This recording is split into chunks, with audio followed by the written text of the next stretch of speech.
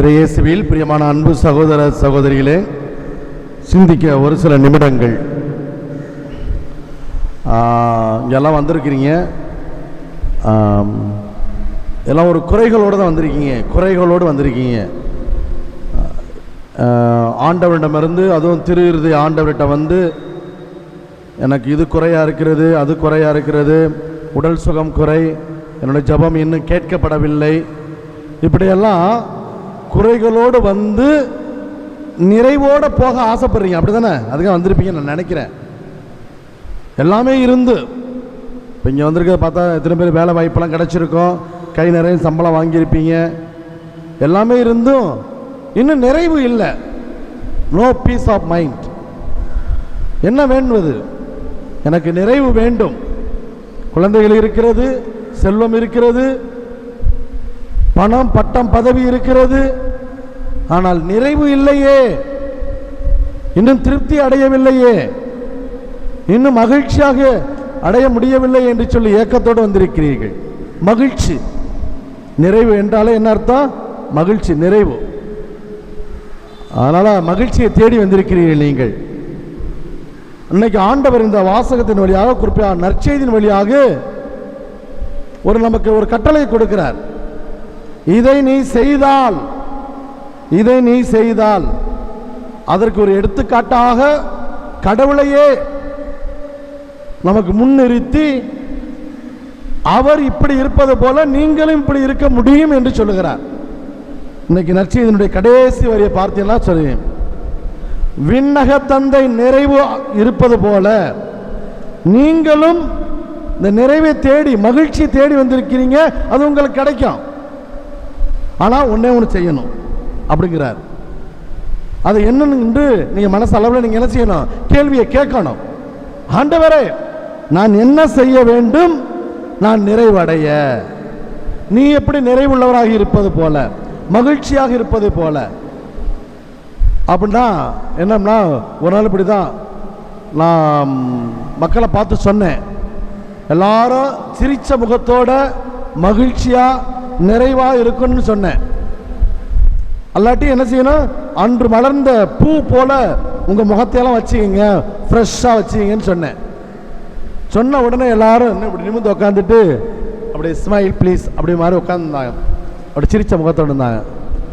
ஒரே ஒரு அம்மா மட்டும் 3 நாள் உட்காந்து, அம்மா மூஞ்ச அப்படி தொங்க போட்டு உட்காந்துருந்துச்சு. அம்மா, ஏன் உனக்கு மகிழ்ச்சியாக வேண்டாமா?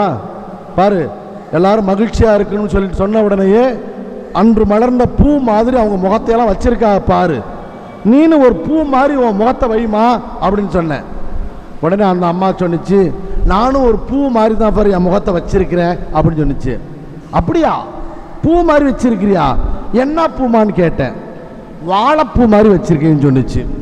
வாழைப்பூ எப்படி இருக்கும்? தொங்கிக்கிட்டு தான் இருக்கும். ஏன் வேற பூ சொல்லக்கூடாது? எனவே மகிழ்ச்சியாக இருக்க வேண்டும் என்றால், நிறைவோடு இருக்க வேண்டும் என்றால், இன்னைக்கு நிறைவை தேடி இந்த திரு இறுதி ஆண்டவரை தேடி வந்திருக்கிறீங்க. அருமையான ஒரு வார்த்தையை சொல்றார். நல்லோர் மேலும் தீயோர் மேலும் இந்த தேவன் அருள் புரிவதை போன்று, வானத்து மலைகளை பொழிவதை போன்று, நல்லவன் கெட்டவன் எதுவும் பாராமல் அவருடைய பராமரிப்பை தருவதை போன்று நீங்களும் என்ன செய்ய வேண்டும்? உங்கள் வாழ்க்கையிலே எந்த ஒரு பாரபட்சமின்றி, அதிலும் குறிப்பாக அருமையாக சொல்லியிருக்கிறார், உங்களை அன்பு செய்பவர்களை மட்டும் நீங்கள் அன்பு செய்தால் உங்களுடைய மகிழ்ச்சி, நீங்க வேண்டி வந்திருக்க நிறைவு கிடைக்கவே கிடைக்காது. மாறாக உங்களை வெறுப்போரை, உங்களுடைய பெயரை கெடுத்தோரை, உங்களை தூற்றினோரை, உங்களை அவமதித்தோரை நீங்கள் அன்பு செய்ய வேண்டும். இதைதான் இறைவன் செய்தார். அவர் நிறைவு கண்டவராக இருக்கிறார். கல்வாரி மலையிலே தன்னை சிலுவையில் அறைந்தவர்களை, காரி துப்பியவர்களை அவர் என்ன செய்தார்? தந்தையே, இவர்களை மன்னியும் என்று சொல்லி நிறைவு கண்டவர். தந்தையும் அவர்களை மன்னித்து விட்டார். இவருக்கு ஒரு திருப்தி கிடைச்சிச்சு. யாருக்கு? இயேசு கிறிஸ்துவுக்கு. அதனால்தான் விண்ணகத்திலிருந்து மண்ணகத்திற்கு வந்த தேவன் கடைசி வார்த்தை சொன்னது என்ன சொன்னார்? எல்லாம் நிறைவேறிற்று என்று சொல்லி தன் உயிர் மூச்சை கொடுத்தார். எனவே தேவனுடைய செல்ல பிள்ளைகளே, நிறைவு வேண்டி வந்திருக்கிறவர்களே, நீங்கள் சொத்து சுகம் பட்டம் பதவி எல்லாமே இருக்கலாம், ஆனால் உங்களுடைய ஜெபம் கேட்கப்பட வேண்டும் என்றால், இன்னும் சொல்ல போனால் ஆண்டவரே சொல்லியிருக்கிறார், நீ பலி செலுத்த வருகின்ற பொழுது, நீ கல்வாரி பலி ஒப்பு கொடுக்க வருகின்ற பொழுது உன்னுடைய ஜெபம் கேட்கப்பட வேண்டும் என்றால் என்ன சொன்னார்? யார் மீதாவது மனத்தாங்கல் உற்றதாக நினைவுற்றால் போய் அங்கே சமாதானம் செய்துவிட்டு பின்னர் வந்து உன் காணிக்கையை செலுத்து என்று சொன்னார். எனவே நம்முடைய மனதிலே உறவுகள் சமமாக இருக்க வேண்டும். நம்முடைய உறவுகள் எல்லோருக்கும் எல்லாமே இருக்க வேண்டும். இதைதான் தேவன் செய்தார், இயேசு கிறிஸ்து செய்தார்.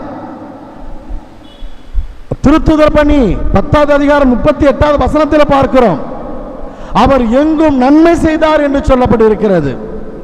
அவரை வெறுத்தோருக்கு, அவரை பற்றி இல்லாத பொருளாக சொன்னவருக்கு, மதிமயங்கி விட்டார் என்று சொன்னவருக்கு, பேய்களின் தலைவனை கொண்டு பேய்களை ஓட்டுகிறான் என்று சொன்னவர்களுக்கு எல்லாருக்கும் அவர் நல்லதை செய்தார்.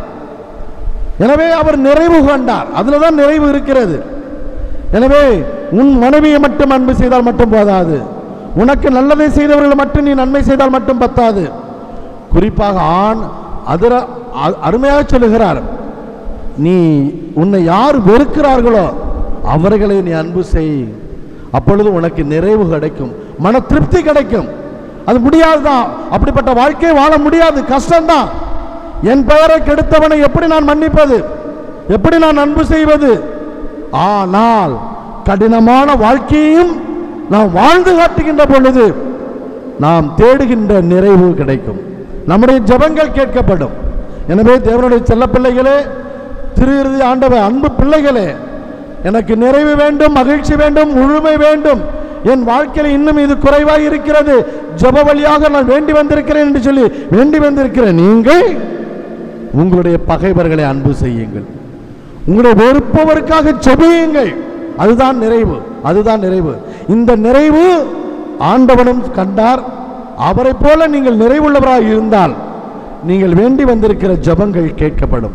எனவே நீங்கள் யார் மீதெல்லாம் மனத்தாங்கல் விட்டதாக வருத்தத்தோடு இங்கே வந்திருக்கிறீர்களோ போய் சமாதானம் செய்யுங்கள். நிச்சயம் நீங்கள் நிறைவை காண்பீர்கள், திருப்தி அடைவீர்கள். கடவுள் உங்களுடைய ஜெபத்தை கேட்பார். ஆண்டவனுக்கு முன்பு அந்த தந்தையை போல நீங்களும் நிறைவுள்ளவராக இருப்பீர்களா? ஜெபிப்போம். கண்களை மூடி ஜெபியுங்க. அன்பான இயேசுவே, இதோ எனக்கு பொன் வேண்டும், பொருள் வேண்டும், பட்டம் வேண்டும், பதவி வேண்டும், நான் நிறைவு காண வேண்டும் என்று சொல்லி உம்முடைய இருதயத்தை நோக்கி நான் தேடி வந்தேன். இதோ இந்த நல்ல நாளிலே உண்மையே நீர் எங்களுக்கு சுட்டி காட்டி, விண்ணக தந்தை பாரபட்சமின்றி எல்லாரையும் அன்பு செய்வது போல, எல்லோர் மீதும் நல்லோர் மீதும் தீயோர் மீதும் மழை பொழிவது போல, நீயும் உன் வாழ்க்கையில உன்னை பகைப்போருக்கும், உன்னை வெறுப்போருக்கும், உன்னை தூற்றுவோருக்கும், உன்னை அன்பு செய்வோருக்கும் நீ எல்லோருக்கும் எல்லாமாய் வாழ்ந்தால் நீ நிறைவு காண்பாய் என்று சொல்லியிருக்கிறீரே. அத்தகைய மனநிலையை எனக்கு தாரும். இதோ என் கணவனோடு முறப்போடு வந்திருக்கிறேன், என் மாமியாரோடு முறப்போடு வந்திருக்கிறேன், என் சகோதரோடு முறப்போடு வந்திருக்கிறேன், அண்டை வீட்டாரோடு முறப்போடு வந்திருக்கிறேன். இதோ என்னையும் மன்னியும் ஆண்டவரே, நான் அவர்களையும் மன்னித்து நான் நிறைவுள்ளவனாக உம்மை நோக்கி ஜெபிக்கக்கூடிய ஆற்றலை தருவீராக. ஆமேன், ஆமேன், ஆமேன்.